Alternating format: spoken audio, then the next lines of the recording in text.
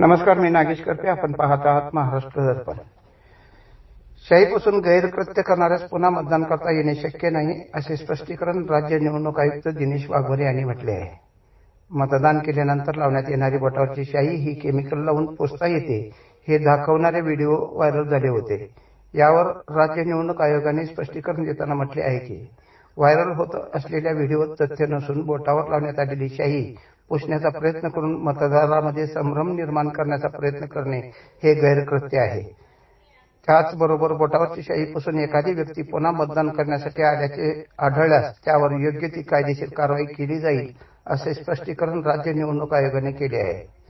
बोटावरची शाई पुसून कोणी गैरकृत्य करण्याचा प्रयत्न केला तरी संबंधित मतदाराला पुन्हा मतदान करता येत नाही, याबाबतची दक्षता यापूर्वीच घेण्यात आली आहे. मतदाराने मतदान केल्यानंतर त्याबाबत नोंद घेण्यात आलेली असते.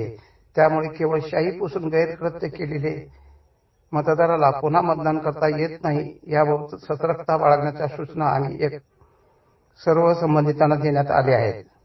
अशा व्हायरल होत असलेल्या व्हिडिओत तथ्य नसल्याचे स्पष्टीकरण दिले आहे. पाहुयात निवडणूक आयुक्त दिनेश वाघमारे काय म्हणाले ते. आज सुरू असलेल्या महानगरपालिकेच्या निवडणुकीमध्ये मार्कर पेनची शाई ही पुसले जात आहे. अशा प्रकारे मोठ्या प्रमाणात एक संभ्रम पसरवला जात आहे. त्याबद्दल माझं सांगणं आहे की ही शाई जी आहे ती इंडेलिबल इंक आहे आणि इंडेलिबल इंक भारत निवडणूक आयोग जी इंडेलिबल इंक वापरतो तीच इंडेलिबल इंक आहे, मात्र ती मार्कर पेनच्या स्वरूपात आहे.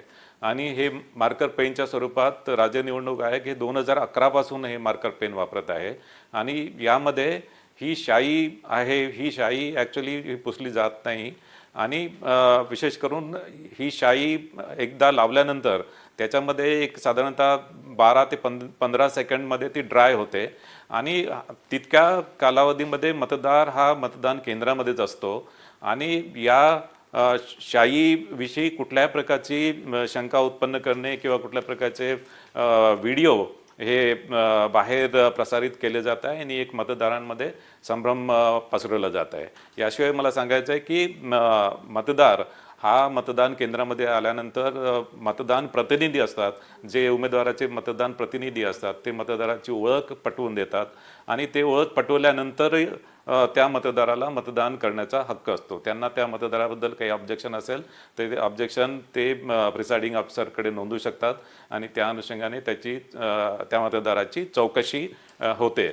एखादा मतदार मतदान केल्यानंतर पुन्हा मतदान केंद्रामध्ये आला तर त्या संदर्भात आणि यामध्ये मतदान प्रतिनिधी आणि प्रिसाइडिंग ऑफिसर हे त्या संदर्भात तपासतील आणि त्यांना जर आढळून आला की तोच मतदार पुन्हा मतदान करायला आला तर त्या मतदारावर कारवाई केली जाईल.